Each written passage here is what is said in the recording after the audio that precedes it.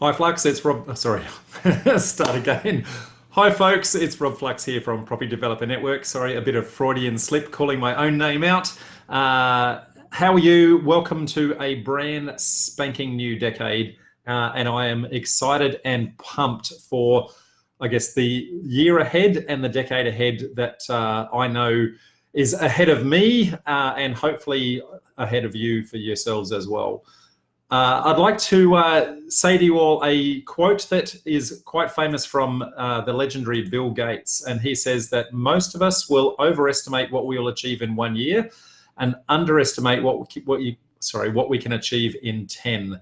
And given that, and the fact that we are at the start of a new decade, it is timely that we talk about, I guess, the topic of the week in this particular series, and that is how to achieve our property goals and to set those for the coming year, the coming 5 years, and the coming decade up ahead. So I'm going to give you a little bit of an overview of how to actually set some of those goals and how to actually get yourself some traction in order to actually achieve those. So that said, before we get on too much with the show, I'm going to have a very quick reach out to the world, give you a little bit of our logistics as to what is coming up in the next little while. We've had a little bit of a break, as you know, with our Christmas break, but we are kicking off massively with our next event.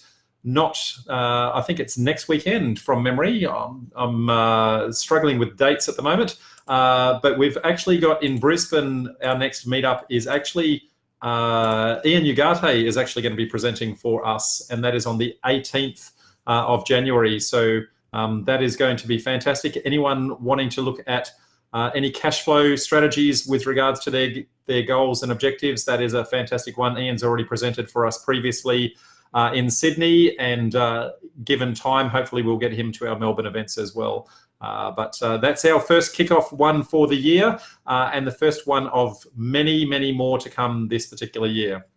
Now, I mentioned what are our goals, and I guess talking about what are we going to do for our next 10 years.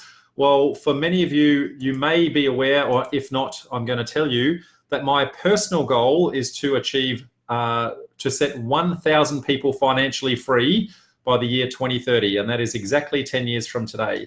Now, I've actually set that goal about 2.5 years ago, and whilst I don't have an exact number at the moment, we're very fast approaching 50 people. And I was quite fortunate that we had a very recent one only a couple of weeks ago hand in their resignation letter from work, I guess in the middle of our property development formula program. And the message that I got from that gentleman, I guess both privately and I guess on our private group, I guess brought a tear to the eye, and letting you guys know that that's the stuff that actually motivates me. That's the stuff that inspires me to actually do more. So what is financial freedom? I guess that's a very misjudged and misunderstood terminology. And so what I would like to do is tell you my definition of financial freedom. And it comes very much from, I guess, reading the book Rich Dad, Poor Dad from Robert Kiyosaki. And that is effectively that you're going to have enough passive income to pay down your debts. Now, with that in mind, how many debts have you actually got? And many of us don't even know what that is and what that looks like. So what I'm going to go through today is to actually put together a little bit of a framework in how to actually do this. This is a small subset that comes out of our 2-day Psychology of Property Development course. And if you are interested in that particular course, then please reach out and we can give you, I guess, links in how to actually register for that. But this is a small little subset of that. So you guys get a little bit of a concept as to how to actually set yourself up.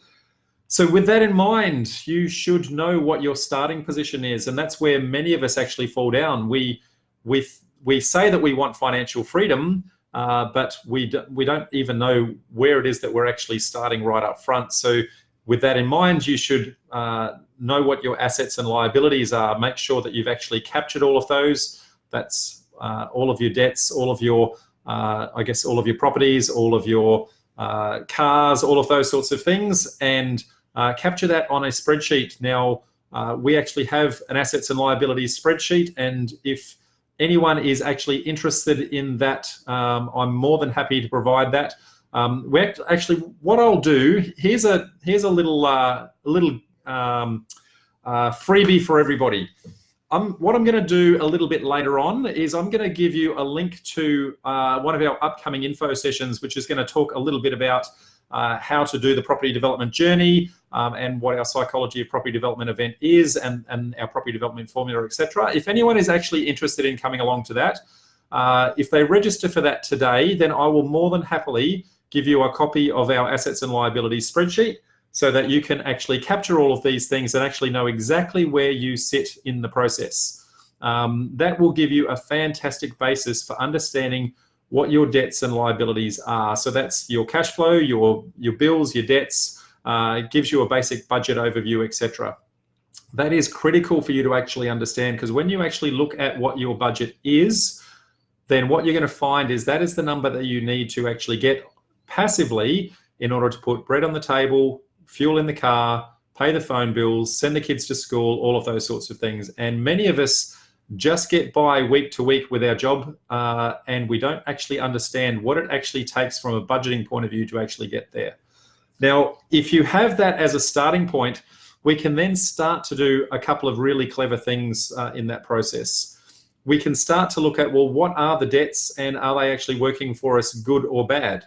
You know, some debt is good, some debt is bad. If the debt is actually generating cash for you, or generating capital growth or those sorts of things, then it's what is called good debt.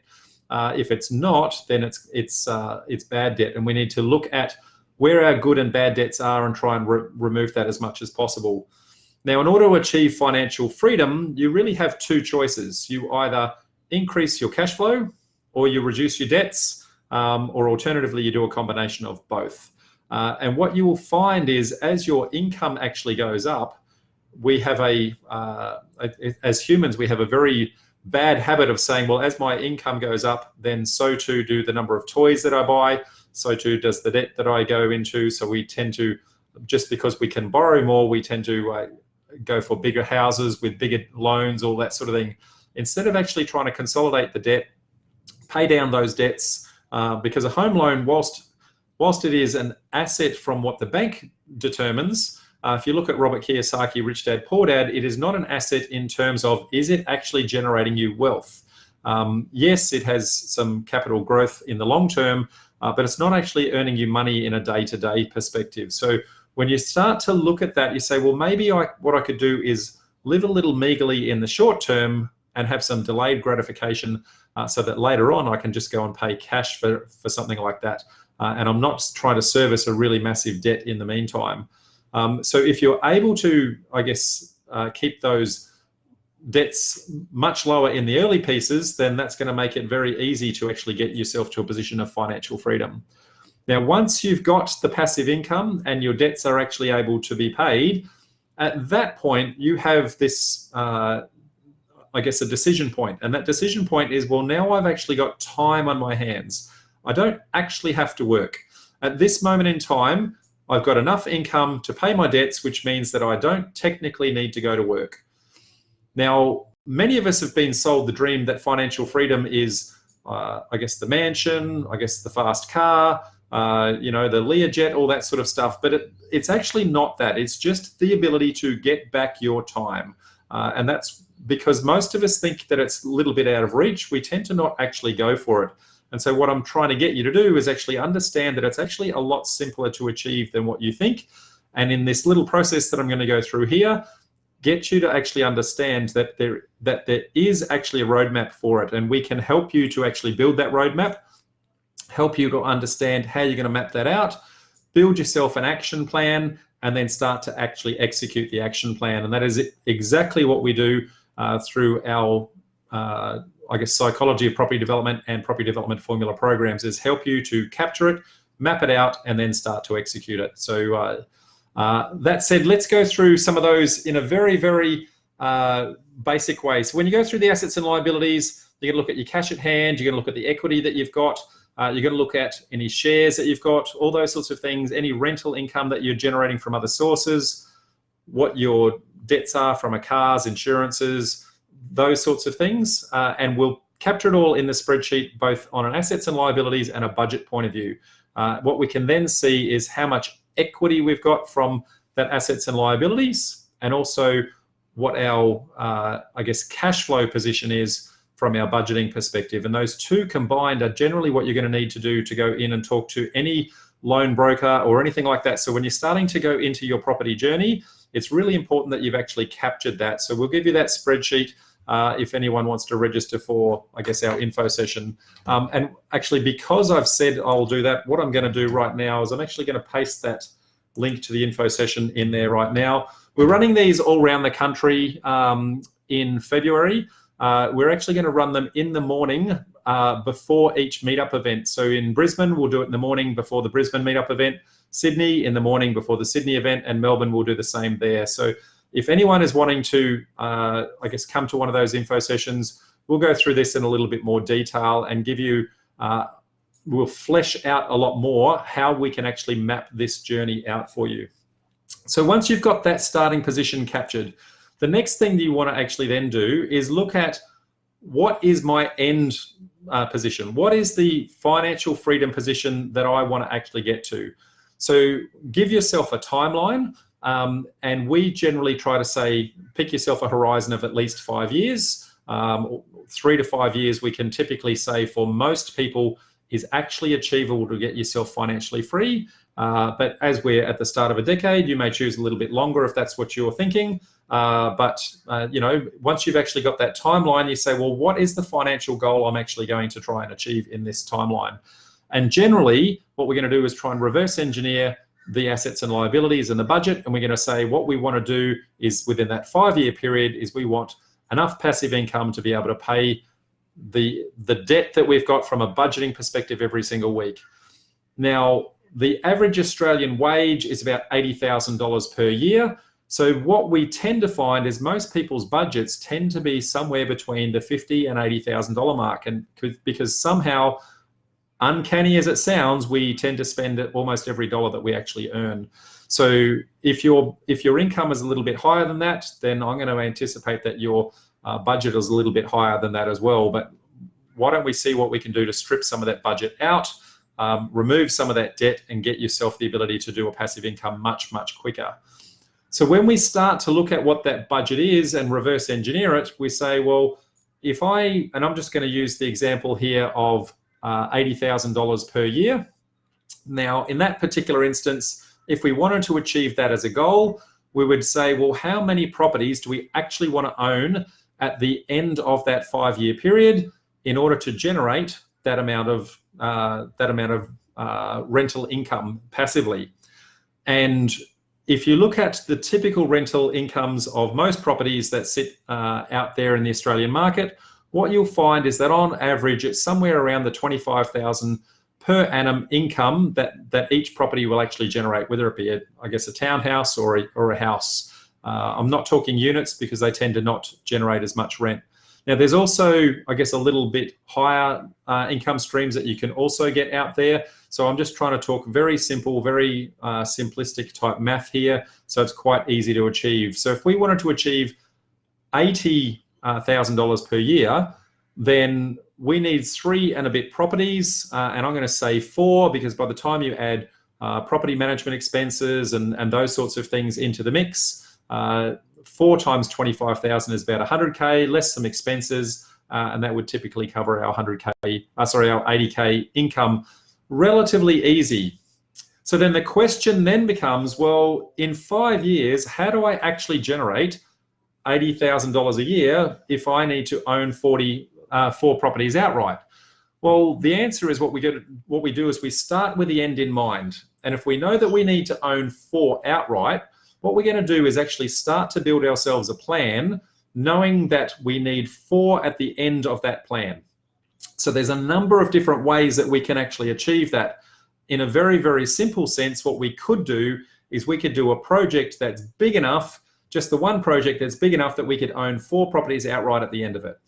Now, the reality is that's very hard for most of us to achieve because we don't actually have enough starting capital to actually get there, enough serviceability to get there. So for most of us, one project where we own 4 outright is going to be a little bit of a hard slog.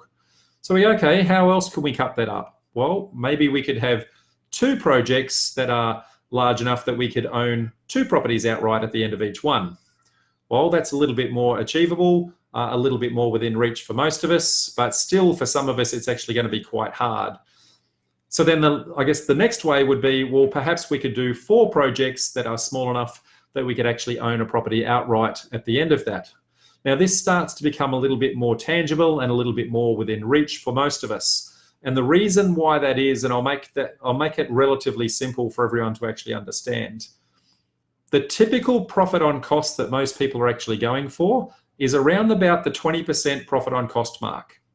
Now, if that's the case, what that means is if you can do a project that is a 6-pack, 7-pack, etc., then if you're able to sell, and I'm just going to keep it simple, let's just say a 6-pack. If you've got a 20% profit on cost, then if you sell down 5 of them, that will actually pay the cost down, and the 6th one left over is actually free. Now, that sounds very simplistic, and it is, and it's not that hard to actually achieve. Going for a 6-pack project is relatively simple and within reach of a lot of us. But where it's not within reach, what we then do is then start to wind back a little bit and say, well, maybe what we need to do is a couple of smaller projects to set ourselves up in the position to actually do that. So we might need to do a couple of 1-into-2s or 1-into-4s and that sort of thing to start to build our capital base, get our capital base right, and then go into a project that's bigger. So what we're going to do is we're going to then start to go, well, how do I actually map this backwards? And I know if it's going to take me, let's just say it's going to take me 2 years to run one of these projects. If I start at the 5-year mark and work backwards, that means for me to get into the last project, I need to have started that at year 3. Now, the reality is that we can typically run a couple of projects at a time. So if the last one finishes at year 5, then the second last one will probably finish at the 4.5-year mark. The third last will finish at the 4-year mark, and the fourth largest, sorry if I can say that, I'm getting tongue-tied, and the 4th one will end about the 3-year mark. So when we start to map that out, we can actually start to see, hey, here's a trajectory of projects that we need to actually put into place. And we know basically what that's going to do in order to set us up. And so we know what are the milestones that we need to achieve to actually get into those projects. And we know when we know what the milestones are, we can then start to put actions in place to allow us to get there. So if we don't yet have money for one of these projects, then we can capture, well, what is the amount of money that we need? And we know that some of the tasks that we need to set up is, how do I get money partners? How do I get injections of funds? How do I get loan broking? How do I get the skills to actually run this? So what we're trying to do is map out the high-level milestones that we need to achieve in order to execute that plan. And we start to then work backwards in saying, mapping out this plan, what is that actually going to look like, until we can map it all the way back until what are we going to do day 1 in order to set ourselves up to actually execute that 5-year plan. Now that sounds very, very conceptual in nature, but what we do is we actually step that out in a lot of detail for you to actually help you to actually map that out. I've got a couple of simulators with regards to different ways that we can actually carve out those projects, and we can look at your financial situation and say, how do we actually get this to a point where it is actually achievable for you to actually get there? And for most of us, it's somewhere between, I'm going to say, 3 projects to 8 projects, depending upon, I guess, where we're actually starting out. Some people like to just go all in and do the big project right up front. That's the way I got out. I just went for the big bang day 1. I don't recommend that as the smartest way to get out. I guess took quite a large risk in actually doing that, but I got a very equally large reward in that process as well. But that's not the approach that I would recommend for most. What I would say instead is to go for a slow and steady approach. Let's look at how do we actually map this out for you so that you can actually do something that is safe, secure, repeatable, and executable with taking minimal risk in the process. So when we map that out, What we're trying to do is to say, well, at the end of that 5 years, how many properties do we actually need to cover our expenses?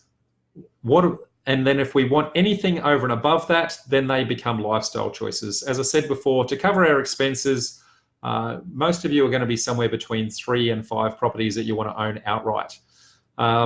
If you want to go for anything over that, then they're lifestyle choices, and you get to make the choice of that lifestyle choice at the point where you have time on your hands. So if you've got enough residual enough residual income to pay your debts, now that you've got time, you can say, well, do I want to stay at work and earn a wage as well as my property development wage?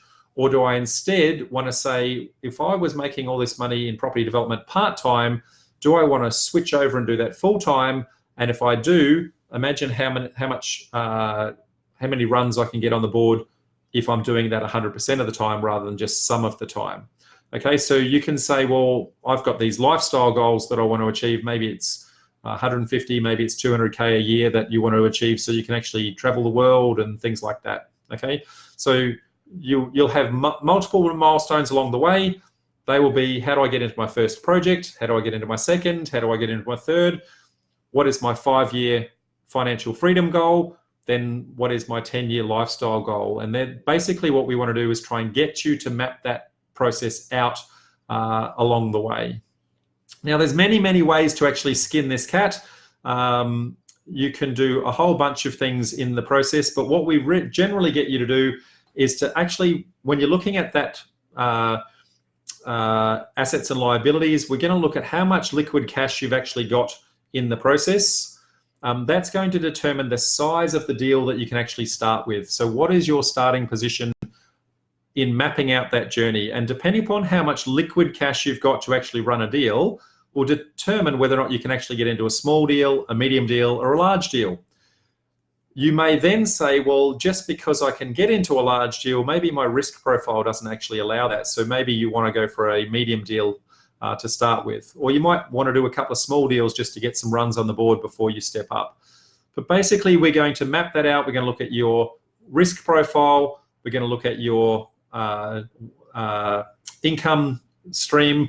We're going to look at the skills that you've actually got. We're going to look at the time that you've actually got in order to actually start to execute these deals. And what we do is we put a little matrix together that maps all of this out, and you get to look at your personal situation and say, based on where I am right now, with the skills I've got, with the risk profile that I consider myself in, with the cash I've got available to me, this is the kind of deal that I'm actually going to be going into to start the process. And that helps massively in you being able to feel comfortable that you're going and starting the process at the right level.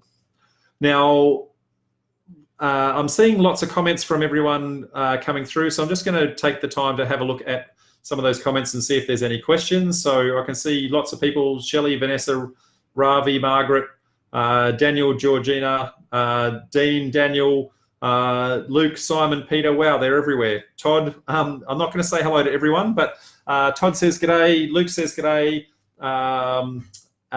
Luke says 3 to 5 years and patience for financial freedom. Patience is key, Luke, and that comes back to the very first quote that I started with, that Bill Gates said. We tend to overestimate what we can do in 12 months and underestimate what we can achieve in 10 years. And most of us are going for that get-rich-quick scheme. And let me assure you that that's dangerous, it's risky, and I highly recommend to not go chasing it. Instead, I want you to go for the get-rich scheme, okay? That is something that is repeatable, dependable, and able to be cookie-cutted so that you can just rinse and repeat, and it will work given time, okay? So it's a great point there, Luke. Thank you very much. Todd says, g'day. Todd says, good stuff, Rob. Makes perfect sense and good goal-setting advice. Thank you, mate.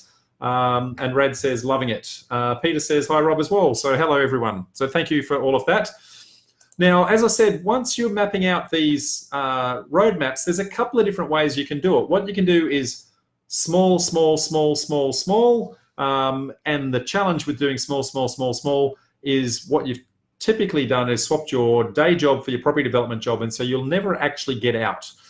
So I highly recommend that you don't do that. And what I've seen as the outcome of many other property development courses out there is they teach someone how to do a small project, and then we get in the habit of just doing that same small project over and over and over, okay?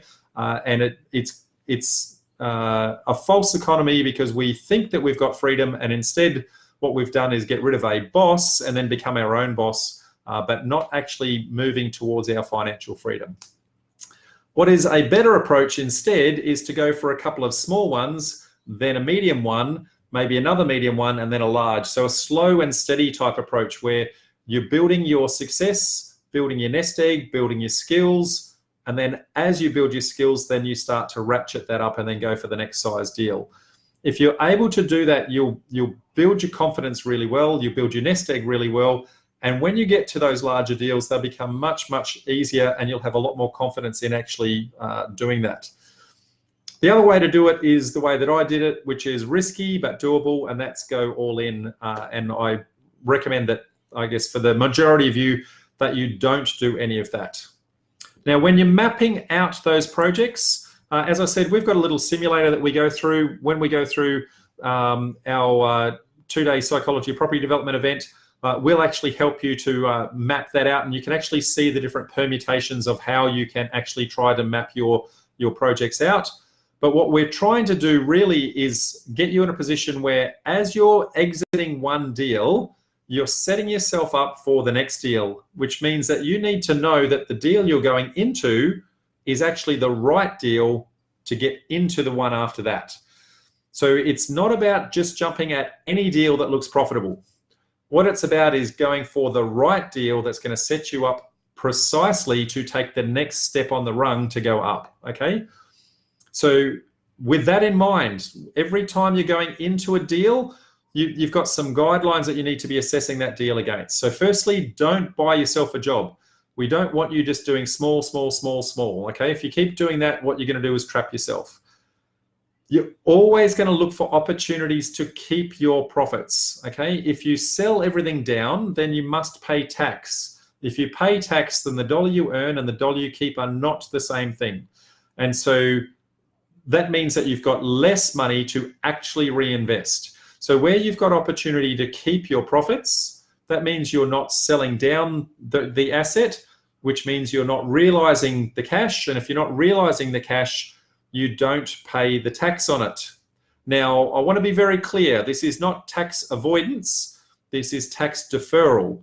So at some point, if and when you sell that asset, you will be paying the tax. But if you don't sell it today, and you don't sell it in 5 years, and you don't sell it in 10, you could sell that 20, 30 years time and then pay the tax at that point in time. And so when you are able to keep your assets, what that means is that the profit that you made, you're able to keep 100% of that as equity within the deal, okay?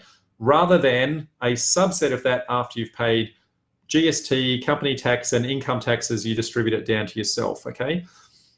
If you've got 100% of that property as an asset then growing over time, that is then going to mean that as you're sitting in the buy and hold investment strategy market, the property is actually going to grow with the market, and it's going to double every 7 to 10 years. Now, you own it outright, so it's not costing you anything to actually sit there and do that. So that's a fantastic outcome in that you earned that profit today, but it's also going to be growing your nest egg over time. The fact that you own it outright also means that you've actually got an income stream that gets generated from that as some of that positive cash flow that you're actually looking for towards that financial freedom goal. So if you've got a bit of equity from the profit, and you've also got some cash flow topping in all the time, that is now a bit of a nest egg that you can actually use to ratchet into the next deal. So you can use that profit as equity in order to secure the next loan, so you can actually go for a bigger loan. You can use the income it generates to determine the serviceability of that next loan. So the next time you can actually ratchet one up. And that's where most people actually go wrong, is they don't look to keep their profits. They keep selling down and they're not able to actually ratchet. So we're looking for all those opportunities to actually do that as we go. The next thing that you want to look at from a deal guidelines perspective is you want to make sure that you don't spend all of your profits on toys. It's very important at the end of the project that you reward yourself.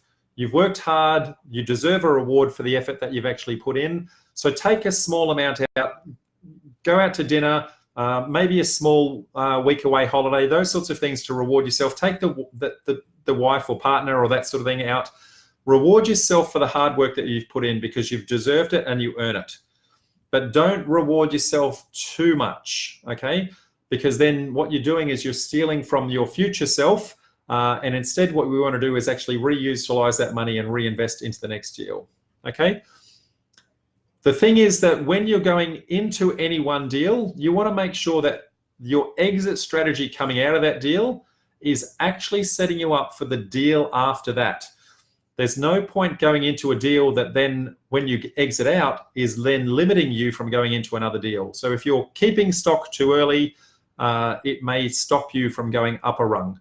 If you're selling too much, then that's going to stop you going up a rung. If you're doing the wrong size deal, that's going to stop you going up a rung. So what we're trying to do is actually get that balance to make sure that you're doing all of the right things, that the deal you go into today happens to be the deal that you need to go up the next step.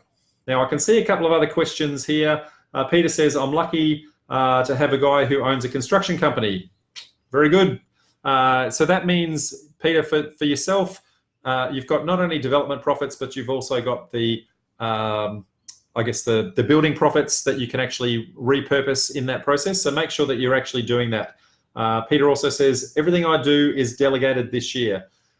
That's important to try and make sure that you are leveraging your time efficiently and effectively.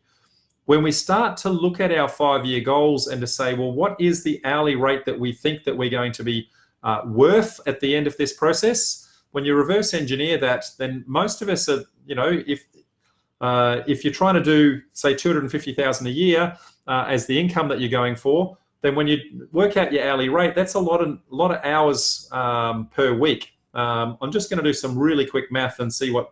Let's just do 100,000 divided by 52 weeks, divided by 40 hours in a week. So $50 an hour is what that would be if you wanted $100 an hour. Sorry, 100K per year. So anything that you can do to outsource and you avoid doing something, if you can do it for less than that $50 an hour, then you're in front, okay? So you're forward spending to buy yourself time. Now, if you're wanting to do a much higher income, so if you're looking at $1 million a year that you want, divided by 52 weeks, divided by 40 hours a week, now all of a sudden you're worth $480 an hour. So if you think that the future you is worth $480 an hour, then spending $25 an hour outsourcing that to someone else to paint a wall or dig a hole or those sorts of things makes a lot of financial sense. So everything I've spoken to here is about trying to map out that roadmap and get yourself a plan on table. But it's great to have that as a dream, okay? So I've got a little success mantra that I very much live by, and I want you guys to actually take this on board to make sure that you're actually going to get the traction that you need in the process. So if you're dreaming of financial freedom, what I would say to you is that a dream written down becomes a goal. If you've not written it down, then it's not a goal.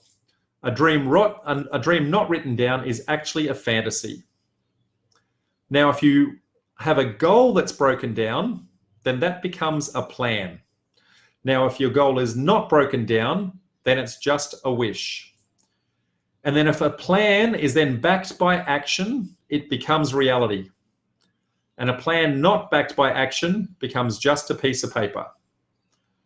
What that means, folks, in very simplistic terms, is to say it's great if you think about it, but if you don't think about it and then write it down, and then write it down and break that down into steps that you can actually execute, and then actually execute it, if you don't break it down like that, then you're not actually doing anything to actually get towards the destination that you're trying to get to. So for all of you out there, I very much encourage that whatever your dream is for the next decade, if you want that to become a goal, make sure you write it down. If you want that goal to actually have actionable steps, then you need to break it down into a plan. And if you want that plan to be realized, then you need to actually take steps towards it every single day. Now, every day, one step towards your goal at minimum. That could be a single phone call, that could be a single email, it could be anything, whether it's small or not. And if you take something towards your goal every single day, then it is inevitable that you are going to move towards it, okay? Now, the more you can do towards your goal every day, the better, okay? So much easier and better if you can actually do that. But how do you actually put those actionable steps in place? What do we actually do? So firstly, we're going to break down that goal into what is called a SMART objective. So specific, measurable, achievable, relevant, and time-bound, okay? Now, in a very, very simple sense, that means that we want to be very precise in what that goal looks like. We're going to map it out to say, if we say specific, then what is the strategy that we're going to do and where is it? So is it going to be small scale land subdivisions and what's the council? Or is it going to be medium size townhouse developments? And if so, what's the council? So it's very specific in what we're trying to do. It's going to be very measurable. So how much net profit are we actually looking for out of that particular goal? So maybe you want 500K profit out of that particular deal. You want to make sure that it's achievable. Now, if it's achievable, it's within your skill set. And if it's not within your skill set, then you've actually put something in place to make it within your skill set. You've got yourself an educator, you've got yourself a mentor, you've got somebody that's actually going to look over your shoulder and help you to actually achieve that. It needs to be relevant. So it needs to be aligned to your purpose, your reason for being, what we call your why, okay? So why are you doing this? Is it spend time with your family? Is it to solve world hunger? Is it to go on holidays around the world? What is the reason why you're doing this? And then it needs to be time bound. So lock in an exact date, not a whole year, but an exact date that you want to be doing this. So a perfect example of this would be, I'm going to make 500K net profit over the next 4 years before the 31st of December 2022 through small scale land subdivisions in whatever council you're working in. Okay, so that's specific, measurable, achievable, realistic, relevant, and time-bound. And so that's how you want to be defining your goals in order to actually get them out of your head as fantasies and actually get them on paper. Once you're specific, then it's actually quite easy to then break those down into milestones and to say, well, what are the tasks and the elements that I need to actually achieve that? So if you've chosen your council, then I guess you need to learn the rules of that council. If you've chosen your strategy, then you need to learn the rules of that strategy and get educated in and around that strategy. It's when we don't get specific then it becomes very intangible and very hard to actually execute a plan, okay, and very hard to actually put some achievable milestones in place. So that's probably where most of us actually fall down, is not putting that plan that goal in a very achievable place. The next thing you want to do is make sure you revisit those goals every single time. Okay, so I'm going to say on a daily basis. You want to make sure that, for me, I make sure that I do a number of things, and that all start with 5 S's, okay? We want to see it. So you want to have them written down. So I write my goals down every single day, so I know exactly what I'm actually trying to achieve every single day. That lets me see it and helps me visualize my goal. And if you can't physically write it out, then make sure that you see it in your mind. You actually visualize it. You say it. So actually repeat it out loud through affirmations or things like that. You share it. You tell friends, you tell family, you find somebody who's actually going to keep you accountable, whether it be a coach, a buddy, somebody like that, who's actually going to come to you on a regular basis and say, hey, how are you going with those goals that you said that you shared with me? You want to sense it. You want to make sure that you feel within your bones what it's going to be like to actually have achieved that. And then you want to self-believe, okay? You want to actually know that it is actually within your reach, actually within your grasp. So if you can see it, say it, share it, sense it, and self-believe, that is going to help you every single day to step towards your goal. And then when you break that action plan down, we want to start again with the end in mind and work backwards, okay? And we want work all the way backwards until we actually get to today and say, what is the step that we need to do today that's actually going to get me there? Now, quite often when our goals are too big, we don't quite know how to break that down. And so what I want you to do is think of it in chunks. So if your goal is a 5-year goal, then chunk it down and say, where would I need to be at 2 years in order to be closer to my goal at 5 years? So what does 2 years look like? And write down the milestones that you need for 2 years. And then come back and break that in half again and say, where do I need to be at 1 year? Chunk that down, write down the milestones that I need to do for there. Break that in half again, 6 months, 3 months, 1 month. And as you chunk it down, chunk it down, chunk it down, you're actually going to get to the point where it becomes more and more and more detailed, okay? Now, the stuff that's 5 years out, it can be very generic in nature. But as you bring it back and get it much, much closer to where you physically are, then you're actually going to have very detailed things to say, well, what am I going to do today to go towards my goal? What am I going to do this week to go towards my goal? And what you'll find is you have a moving target that is generally about a 3-month window of very detailed plans as to what you're actually going to do that's actually going to get you towards your goal. And as you execute week 1, then that window just slides 1 week, and you pick up the stuff that's going to be in 3 months and 1 week. And then you do another week, and then you slide it, and it's 3 months and 2 weeks. And you just keep sliding it 1 week at a time, and eventually you'll get to the 5-year mark. So what does that look like? Well, let's have a look at this. So week 1, you should be doing your budget. You should be setting your financial goals. You should be trying to work out what that action plan is, what your development strategy is, those sorts of things to say, well, I need to know what council I'm going to work in, what strategy I want to actually execute, and I need to know what that end result is that I'm trying to get to financially. That's week 1. That gives you a whole bunch of actionable tasks that you can do right now. Once you've got that, then week 2 would be something towards the lines of, well, I'm going to start to lock down my council because I've already locked down my strategy. I'm going to lock down my council. So now I know the council I want to learn the rules on. I know the strategy that I want to learn the rules on. So I'm going to start to learn the rules, okay?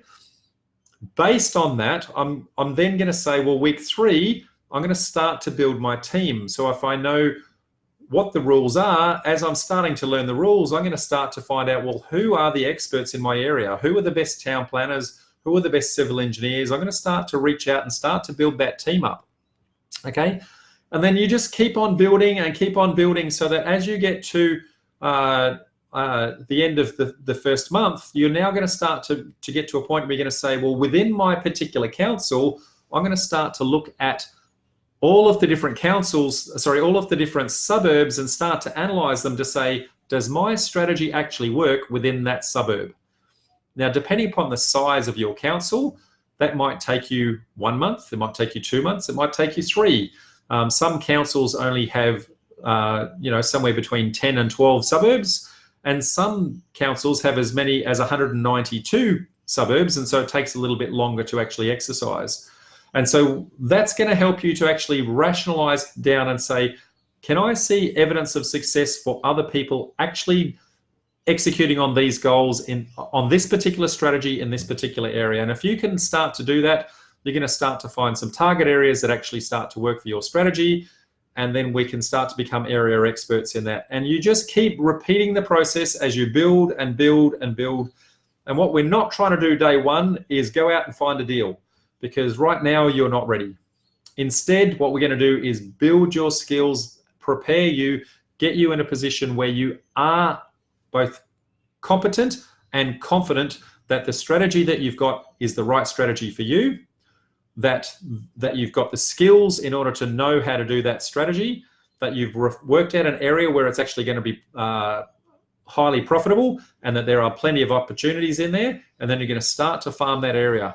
And then as you're doing that, that starts to say, this is the deal that sets me up for the next deal, and et cetera, et cetera, et cetera. And pretty soon, you're a year, 2 years down the track towards that 5-year goal.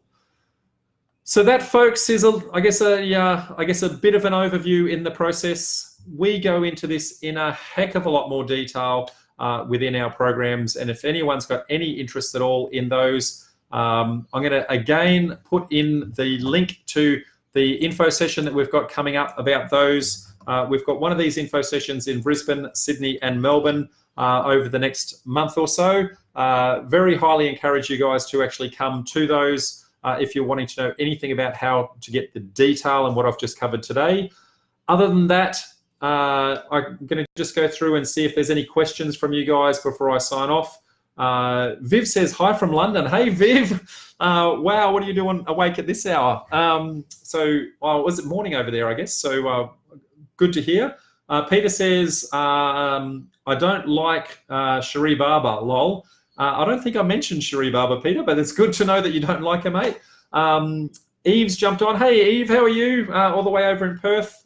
Thank you for listening in to me. Kat's there. Hashtag goal setting. Thank you, Eve.